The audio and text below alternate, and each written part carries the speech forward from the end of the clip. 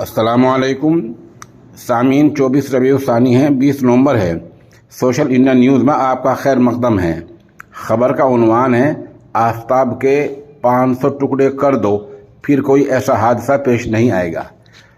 ये बयान किसी और ने नहीं बल्कि विश्व हिंदू परिषद की लीडर साध्वी प्राची ने 24 घंटे पहले बरेली में दिया है। बरेली में उन्हें बाकायदा मीडिया से कहा कि हिंदुओं कान खोल कर सुन लो, हिंदुओं एक हो जाओ। तुम्हारे खिलाफ पूरे मुल्क में साजिश चल रही है।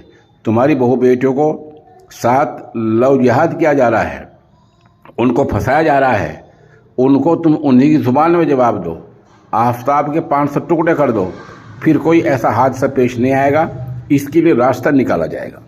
सवाल ये है कि इस तरह के बयानात जो मुल्क के पुरअमन माहौल में जहर खोलते हैं, इन पर रोक क्यों नहीं लगी जाती?